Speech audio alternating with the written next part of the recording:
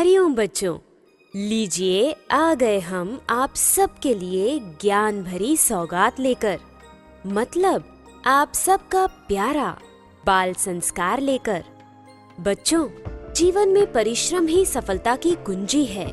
परिश्रम के बिना तो खाना भी नहीं पचता। परिश्रम के बिना कोई भी व्यक्ति मंजिल तक नहीं पहुंच सकता। इतिहास गवाह है कि हमने आज जो कुछ भी प्राप्त किया है, परिश्रम द्वारा ही प्राप्त किया है। विज्ञान के नए नए आविष्कार परिश्रम द्वारा ही संभव हुए हैं। जो मनुष्य पुरुषार्थी होता है तथा पूरे लगन से तन मन धन तथा कर्म से कठोर परिश्रम करता है, उसे सफलता अवश्य प्राप्त होती है। आलसी व्यक्ति जीवन में कुएं के मेंढक की भांति होता है और उसका जीवन निरर्थक चला जाता है। परिश्रम में अपार शक्ति होती है। जिस व्यक्ति ने इसे प्राप्त कर लिया, उसके लिए कुछ भी असंभव नहीं है। परिश्रम से मूर्ख विद्वान बन जाता है, निर्बल बलवान बन जाता है। सफलता परिश्रमी व्यक्ति के कदमों में स्वयं आकर गिर जाती है। यदि हमें अपने जीवन में कुछ पाना है, आगे बढ़ना है, तो हमें परिश्रम के महत्व को समझना होगा। मनुष्य की उन्नति का एकमात्र साधन उसके द्वारा किया गया परिश्रम ही है। सभी प्रकार की धन संपत्तियां और सफलताएं निरंतर किए गए परिश्रम से ही प्राप्त हुआ करती हैं।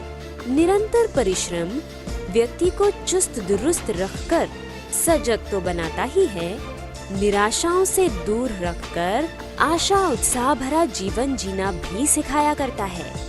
उद्यमी या परिश्रमी व्यक्ति जो भी चाहे कर सकते हैं।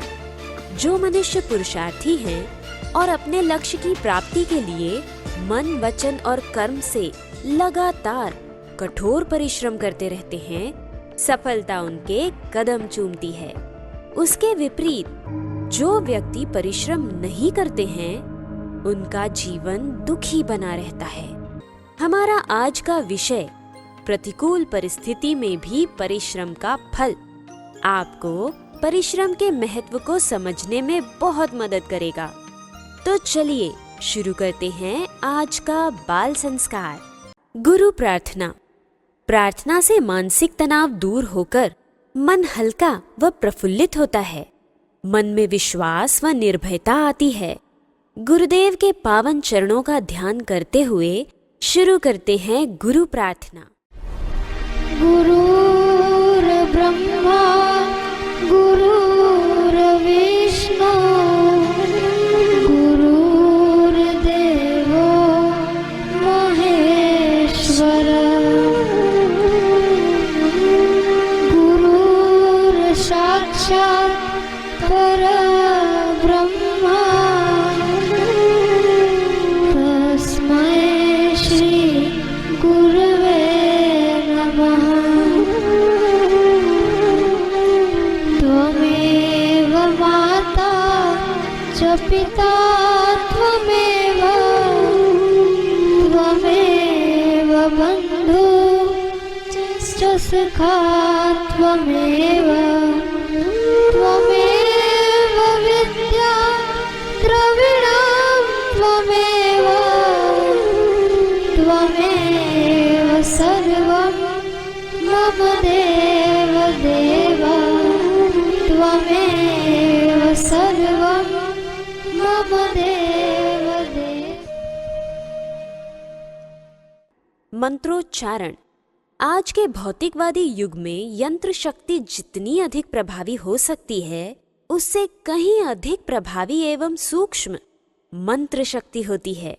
मंत्र के अलौकिक सामर्थ्य का पूर्णतया वर्णन कर पाना संभव ही नहीं है।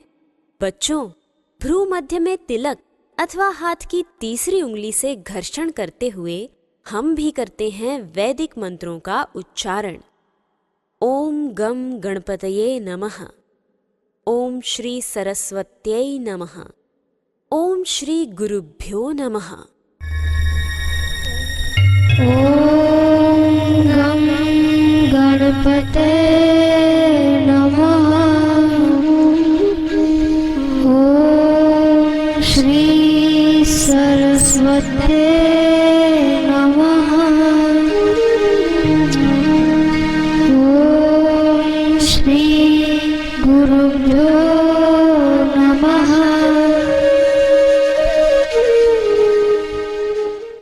अब गणपति जी की स्तुति करते हैं। वक्रतुंड महाकाय सूर्यकोटि समप्रभ निर्विघ्नं कुरु मे देव सर्वकार्येषु सर्वदा। ओमकार गुंजन। परमात्म शांति का हमारे जीवन में बहुत महत्व है। परमात्म शांति के सुख की बड़ी भारी महिमा है। ओमकार जप से परमात्म शांति सहज में ही प्राप्त होने लगती है।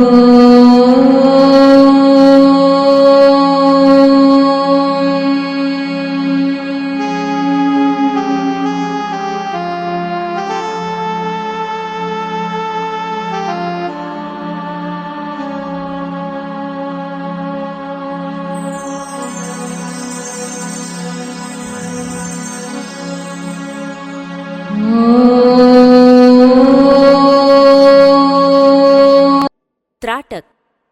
आज के भाग दौड़ भरे अशांत वातावरण में हमारा मन इधर उधर भटककर अपनी शक्ति क्षय कर रहा है। मन को स्थिरता प्रदान करने के लिए एकाग्रता जरूरी है और एकाग्रता प्राप्त करने के लिए त्राटक जरूरी है। ओम नमो प्रभु दया करो करुणा करो। ओम नमो प्रभु दया करो करुणा करो। ओम नमो प्रभु दया करो करुणा करो। ओम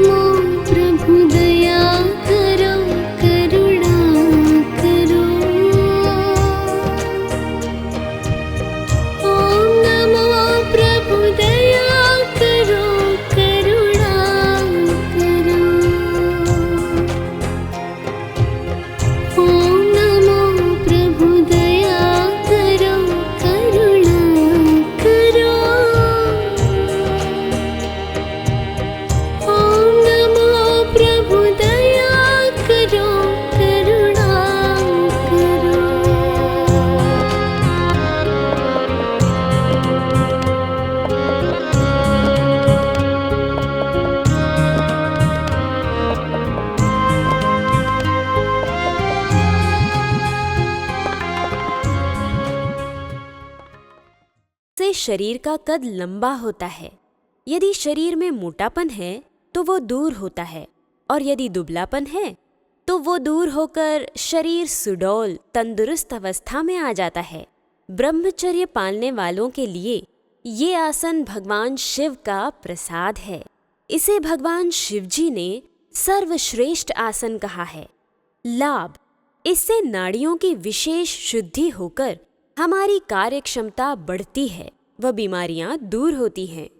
बदहजमी, कब्ज जैसे पेट के सभी रोग, सर्दी जुकाम, कफ गिरना, कमर दर्द, हिचकी, पेशाब की बीमारियां, स्वप्न दोष, अपेंडिसाइटिस, साइटिका, पीलिया, अनिद्रा, दमा, खट्टी डकारें, ज्ञान तंतुओं की कमजोरी व अन्य कई प्रकार की बीमारियां ये आसन करने से दूर होती हैं। विधि, जमीन पर आसन बिछाकर दोनों पैर सीधे करके बैठ जाओ। ललाट को दोनों घुटनों से मिलाने का प्रयास करो। फिर दोनों हाथों से पैरों के अंगूठे पकड़कर झुकते हुए ललाट को दोनों घुटनों से मिलाने का प्रयास करो। घुटने जमीन पर सीधे रहें। प्रारंभ में घुटने जमीन पर न टिकें तो कोई हर्ज नहीं। सतत अभ्यास से ये आसन सिद्ध हो जाएगा। प्रारंभ में ये आसन आधा मिनट से शुरू करके प्रतिदिन थोड़ा समय बढ़ाते हुए 15 मिनट कर सकते हैं। पहले 2-3 दिन तक तकलीफ होती है, फिर सरल हो जाता है। श्लोक, बच्चों अब हम संस्कृत श्लोक का उच्चारण करेंगे। परोपकाराय फलन्ति वृक्षाः, परोपकाराय वहन्ति नद्यः, परोपकाराय दुहन्ति गावः, परोपकारार्थमिदं शरीरम्। अर्थात परोपकार के लिए ही वृक्ष फलित होते हैं, नदियां बहती हैं, गायें दूध देती हैं, वैसे ही परोपकार के लिए ही ये शरीर है। आओ सुने कहानी। बच्चों, महान विभूतियों एवं संत महापुरुषों की सफलता व महानता का रहस्य आत्मविश्वास, आत्मबल, सदाचार, पुरुषार्थ और परिश्रम ही रहा है। आज हम आपको एक ऐसे ही बालक की कहानी सुनाने जा रहे हैं जिनके जीवन में चाहे कितनी भी प्रतिकूल व कठिन परिस्थितियां आईं, वे घबराए नहीं। आत्मविश्वास व निर्भयता के साथ उनका सामना किया और महान हो गए। कहानी का शीर्षक है अभावग्रस्त बालक कैसे बना विद्या का सागर। एक होनहार बालक था। घर में आर्थिक तंगी, पैसे पैसे को मोहताज, न किताबें खरीद सके न विद्यालय का शिक्षण शुल्क भर सके, ऐसी स्थिति। फिर भी विद्या प्राप्ति के प्रति उसकी अद्भुत लगन थी। पिता की विवशता को देखकर उसने अपनी पढ़ाई के लिए खुद ही रास्ता निकाल दिया। आसपास के लड़कों की पुस्तकों के सहारे उसने अक्षर ज्ञान प्राप्त कर लिया तथा एक दिन कोयले से जमीन पर लिख के पिता को दिखाया। पिता ने विद्या के प्रति बच्चे की लगन देखकर तंगी का जीवन जीते हुए भी उसे गांव की पाठशाला में भर्ती करा दिया। विद्यालय की सभी परीक्षाओं में उसने प्रथम स्थान प्राप्त किया। आगे की पढ़ाई के लिए उसने माता पिता से आशीर्वाद मांगा तथा कहा कि आप मुझे किसी विद्यालय में भर्ती करा दें, फिर मैं आपसे किसी प्रकार का खर्च नहीं मांगूंगा। कोलकाता के एक संस्कृत विद्यालय में उसने प्रवेश लिया और अपनी लगन व प्रतिभा से शिक्षकों को प्रसन्न कर लिया। उसका शिक्षण शुल्क माफ हो गया। इस बालक ने केवल पेट पालू लौकिक विद्या को ही सब कुछ नहीं माना, अपितु सर्वोपरि विद्या, आत्मविद्या को आदर व रुचिपूर्वक पाने हेतु प्रयास किए। ऐसी प्रतिकूल परिस्थितियों में भी उसने इतना परिश्रम किया कि 19 वर्ष की आयु तक वह व्याकरण, स्मृति, वेद शास्त्र तथा अन्य आध्यात्मिक ग्रंथों के ज्ञान में निपुण हो गया। आगे चलकर यही बालक सुप्रसिद्ध समाज सेवी एवं विद्वान ईश्वर चंद्र विद्यासागर के नाम से सुविख्यात हुए। ये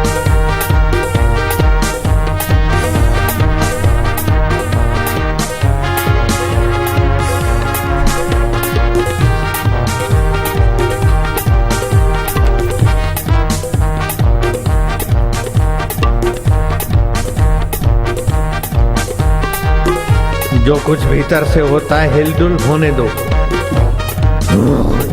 शुद्धिकरण शोधनकरण होने दो। बाहर से न बोलो तो भीतर ही भीतर होने दो।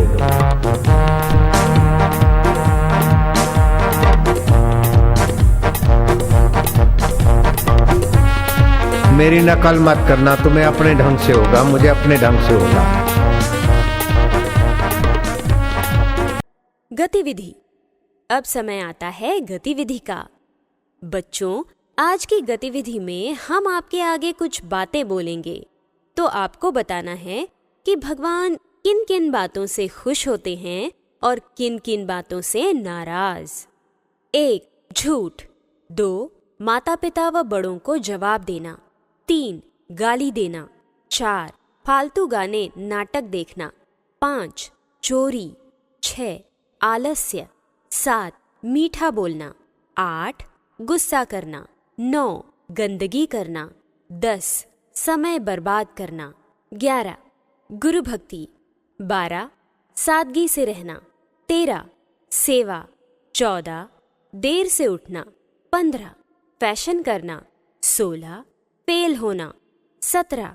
अपने आसपास साफ सफाई रखना। 18. निंदा चुगली। 19. समय बचाकर ध्यान भजन करना। 20. मौन। सभी बातों का जवाब लिखने के लिए आपको मिलता है पूरा 1 मिनट।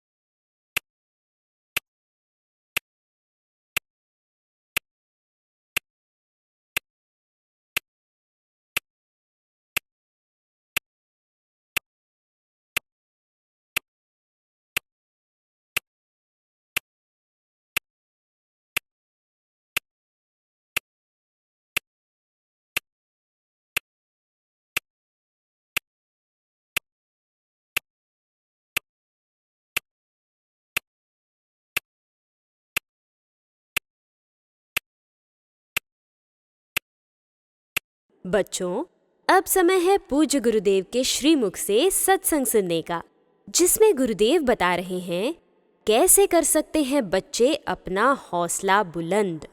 उद्यम साहसम धैर्यम, साहसं बुद्धि शक्ति पराक्रमः, षडेते यत्र वर्तन्ते षडेते तत्र देव सहायकृत। महान बनना है तो ये 6 बातें आ जाए बस।